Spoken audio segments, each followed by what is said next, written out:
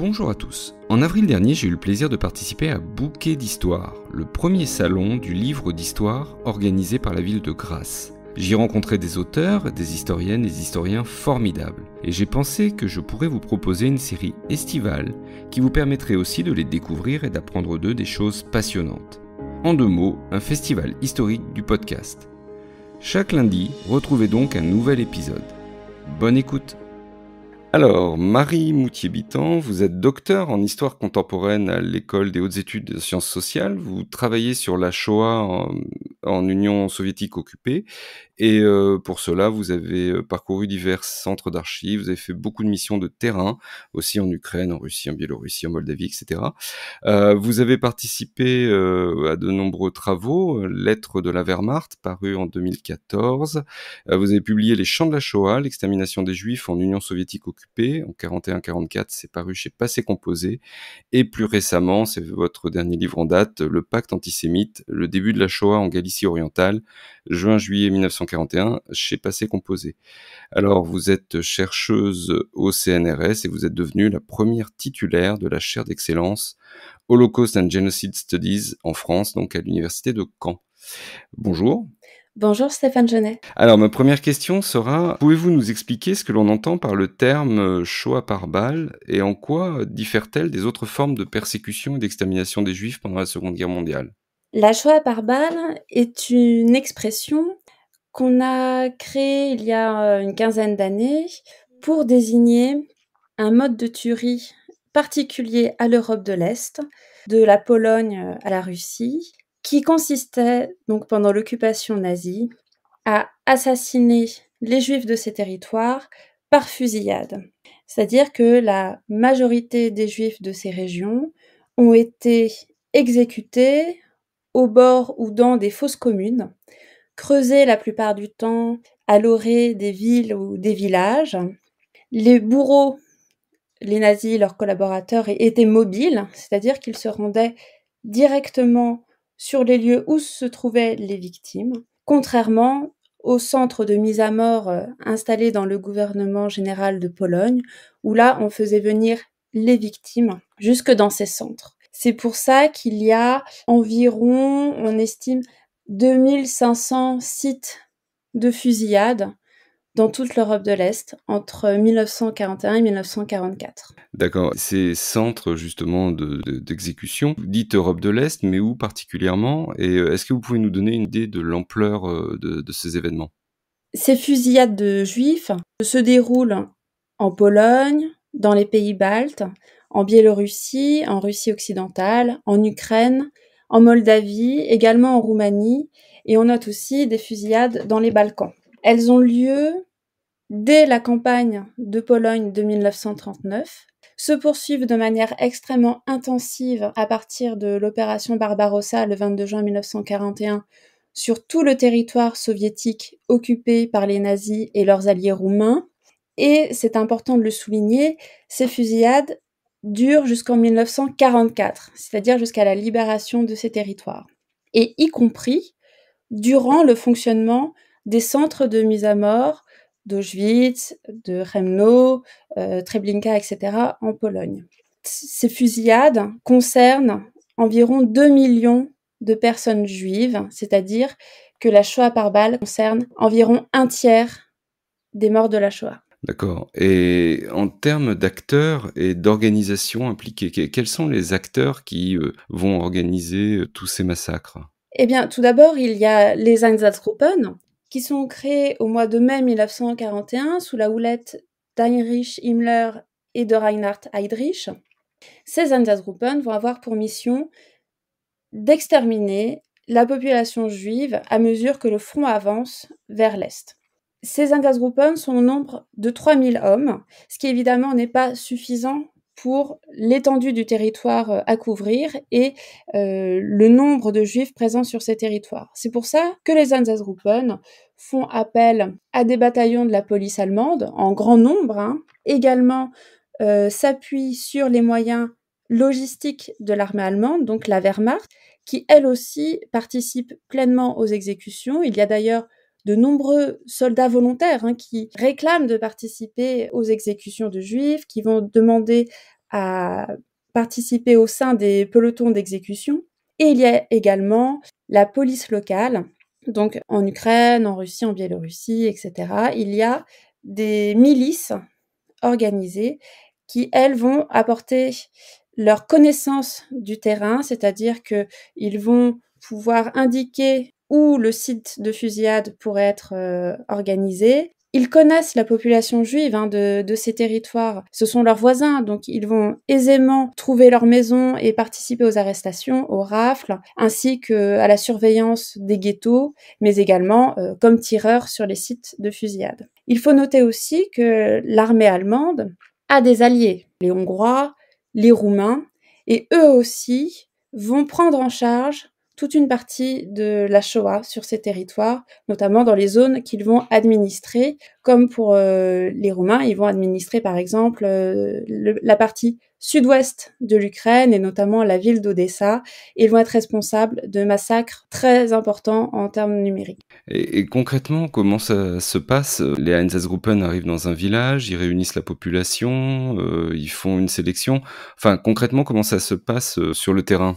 Alors, dans la mesure où ils ont en plus une très large bande territoriale à couvrir, il y a de très grandes disparités en fonction de la taille de la ville, en fonction de la chronologie aussi, si l'on est proche ou éloigné du front, des conditions météorologiques, il y a tous ces facteurs à prendre en compte dans l'organisation d'une fusillade. Néanmoins, il y a des modèles récurrents, c'est-à-dire que la population juive va d'abord être identifiée, principalement par les locaux ou par l'organisation d'un recensement, d'un enregistrement des familles juives. Puis, les juifs vont être regroupés, alors selon une période plus ou moins longue, parfois le regroupement ne durera que quelques heures. Dans d'autres cas, le regroupement sera la création d'un ghetto qui peut durer 1 semaine, 2 mois, 6 mois, 1 an. Puis, il y a la fusillade qui est organisée, en général à proximité des villes ou des villages. Les juifs sont emmenés soit à pied, soit en camion jusqu'au site d'exécution. Le site d'exécution peut également varier. Par exemple, dans les territoires anciennement polonais, on utilise très souvent le cimetière juif comme lieu d'exécution. Et là, on mobilise soit la population juive du ghetto, soit la population locale pour creuser des fosses.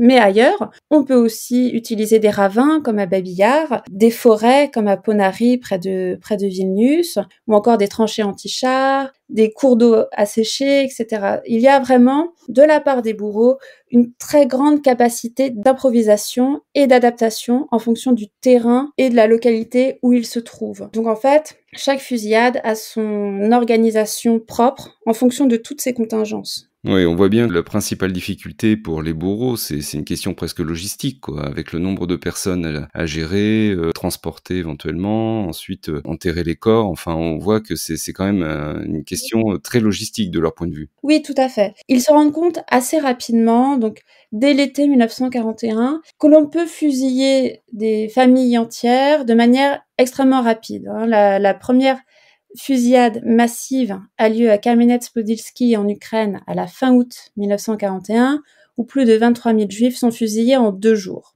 Néanmoins, leur problématique principale est de savoir que fait-on des corps. Et effectivement, il y a des difficultés notamment sanitaires. Les Roumains, par exemple, vont utiliser des cours d'eau pour se débarrasser des cadavres. La question des corps est évidemment un problème politique, c'est-à-dire que les Allemands se rendent compte très rapidement que ces charniers peuvent être utilisés contre eux par la propagande ennemie et notamment par la propagande soviétique. Et c'est pour ça que dès le printemps 1942, ils mettent en place ce qu'on appelle l'opération 1005 de crémation des corps, c'est-à-dire qu'ils vont ouvrir les charniers où se trouvaient des victimes juives déjà exécutées et ils vont les brûler donc en organisant de grands bûchers pour pouvoir faire disparaître toutes ces traces. Naturellement, ils n'ont pas le temps de mettre totalement en œuvre cette entreprise, je dirais cette première entreprise négationniste du génocide, et les soviétiques vont découvrir évidemment l'ampleur des crimes dès qu'ils vont commencer à récupérer du terrain.